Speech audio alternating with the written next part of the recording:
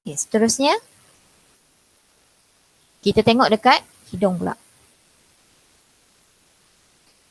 Okey, apakah bahagian ataupun struktur yang ada pada hidung? Okey, kita tengok.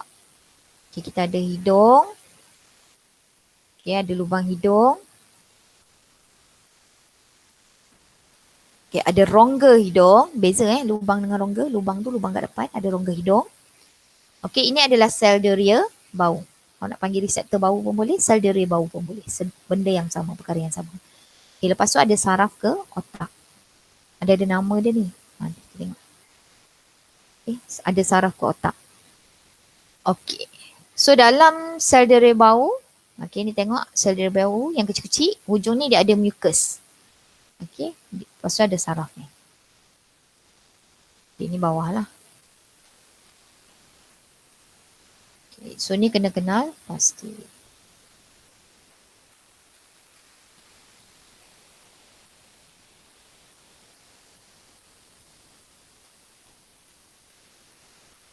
Okay, jadi struktur hidung. Hidung adalah organ deria bau. Okay, bau adalah rangsangan dia, bahan kimia yang wujud dalam udara. Okay, dekat deria bau kita ada lebih kurang 10 juta sel deria bau yang terletak. Okay, ni awak kena ingat sel deria bau terletak dekat mana? Bahagian atas rongga hidung. Kalau awak jawab bahagian atas hidung, salah. Bukan atas hidung kita tau. Bahagian atas rongga hidung. Rongga hidung kita ke atas dia. Okay, jadi ni kena ingatlah bahagian atas rongga hidung. Okay, fungsi sel deria bau. Sel deria bau amat halus, kecil sangat dan diselaputi dengan lapisan mucus. Okay. Bahan kimia dalam udara akan melarut dalam lapisan mucus dan merangsang sel deria bau untuk menghasilkan impas saraf. Okay, jadi kenapa ada lapisan mucus? Okay, sebab apa? Bau tu bila bahan kimia masuk dalam hidung awak, mucus tu dia akan cairkan, dia akan larutkan dalam bentuk cair, barulah sel deria bau awak dapat kesan. Okey, dan hasilkan impas saraf. Impas saraf kemudian dihantar ke otak untuk ditafsir dan seterusnya ditentukan jenis baunya, wangi ke, busuk ke dan sebagainya. Okey, cabaran minda. Kenapa seorang yang menghidap sesama lazimnya tidak dapat mengesan bau? Kenapa? Okey. Okey, jadi kenapa? Okey, sebab biasanya kalau sesama ni maksudnya ada bakteria tau dah masuk dekat dalam hidung awak. Jadi mucus ni dia akan hasilkan, hidung awak akan hasilkan mucus lebih banyak. Kenapa dia hasilkan mucus lebih banyak? Sebab dia nak pastikan sel deria bau tu tak kena bakteria. Jadi bakteria tu tak dapat rosakkan sel deria bau. Jadi sebenarnya kenapa awak sesama tu? Sebenarnya melindungi sel deria bau awak. Okey, jadi kenapa tak dapat kesan bau? Sebab dah dilitupi terlalu banyak mucus. Jadi banyak sangat mucus, jadi bau tu tak sampai pun dekat sel deria bau. Tapi aku kena tahu kenapa awak sesama, fungsinya kenapa mucus tu banyak? Nak melindungi sel deria bau daripada bakteria yang masuk ke dalam hidung awak. Okay, sama juga dengan bersin. Bersin tu pun sebenarnya bila masuk habuk tu kenapa bersin? Sebab nak lindungi, nak keluarkan bakteria tu daripada hidung awak. Itu salah satu cara badan awak melindungi badan awak lah. Okay, hidung melindungi badan daripada dimasuki bakteria. Okay. Okay. Kita tengok lidah tak? Okay, lidah. Okay, apakah bahagian lidah? Okay, lidah lagi senang. Okay, ada lidah. Lepas tu ada papila dekat lidah kita tu yang macam, kan kalau awak pegang kan macam ada bulu-bulu gitu kan.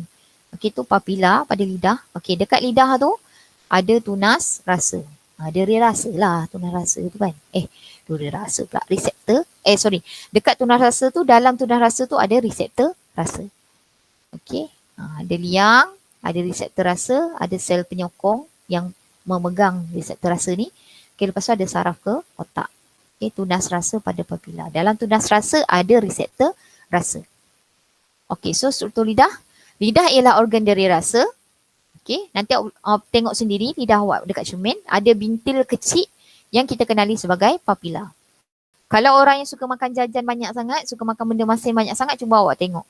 Dekat lidah awak tu mungkin papila awak tu macam dah kurang. Awak tengoklah tepi-tepi ke mana kan. Okay, jadi sebab memang makanan yang terlalu masin ataupun perasa-perasa ni semua, dia boleh merosakkan papila lidah ataupun usus awak. Okey, jadi kurangkan makan masin dengan perasa-perasa jajan dan sebagainya. Okey, junk food tu. Okey, jadi permukaan papila dilapisi oleh beratus-ratus tunas rasa. Kalau hidung tadi 10 juta kan.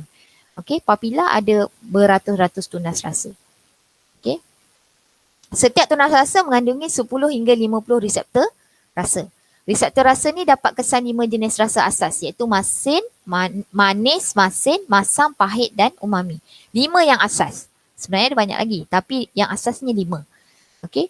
Fungsi tunas rasa semasa makanan dikunyah, sebahagian atau semua bahan kimia dalam makanan lazimnya melarut dalam air liur. Bahan kimia terlarut ni akan meresap ke dalam tunas rasa melalui liang dan merangsang reseptor rasa dalamnya untuk menghasilkan impas saraf. Impas saraf ni kemudian dihantar ke otak dan ditafsir sebagai rasa manis, masin, masam, pahit, umami atau kombinasi rasa asas ini. Contoh kan, awak makan kek Apollo yang 30 sen tu, tak tahulah 30 sen ke 40 sen sekarang kan. Sedapnya kek Apollo strawberry. Sebenarnya ditipu je awak. Sebenarnya bukan kek Apollo strawberry, tetapi kek manis. Awak rasa tu sebenarnya adalah kek rasa manis, awak bau strawberry. Dia letak perasa yang menyebabkan menghasilkan bau strawberry. So awak rasa macam makan kek strawberry. Sebenarnya awak makan kek manis yang ada bau strawberry. Sebab tu kalau orang beli betul-betul kek strawberry mahal, RM5 tu baru kecil je kan. Kenapa pula kek Apollo tu boleh beli 30 sen? Sebab bukan ada strawberry pun, sebenarnya tak ada strawberry pun. Yang ada hanyalah rasa manis dan bau strawberry. So awak dapat rasa macam awak makan kek strawberry. Okey. Info sains, umami dikelaskan sebagai rasa asas kerana terdapat reseptor rasa yang dapat mengesan rasa umami sahaja. Hal ini sama bagi rasa asas yang lain seperti manis, masin, masam dan pahit. Rasa umami ni kita kaitkan dengan rasa lazat. Contoh rasa daging dalam sup atau rasa bahan penapaian seperti keju dan cendawan. Ataupun kita panggil, ataupun benda lain mononatrium glutamat ataupun monosodium glutamat yang MSG tu. Umami ni apa? Umami ni kita tak boleh nak sebut lah. Umami ni apa rasa lazat. Kalau awak rasa, awak pergi dapur mak awak, kalau ada MSG, awak try letak kat lidah awak. Awak rasa apa? Awak tak boleh nak cerita rasa dia tu. Itu rasa umami lah. Tapi rasa lazat tu masa bila? Bila awak masukkan ke dalam makanan. Sebab tu macam sup daging tu kan. Awak nak cakap apa sup daging manis, masin. Sup daging tu rasa lazat. Rasa lazat kenapa rasa lazat? Sebab ada rasa umami. Okay. Kalau ada soalan nanti boleh tanya cikgu Tanya je dekat grup boleh. Okay. Okay, cikgu stop dulu lah. Cikgu sambung balik.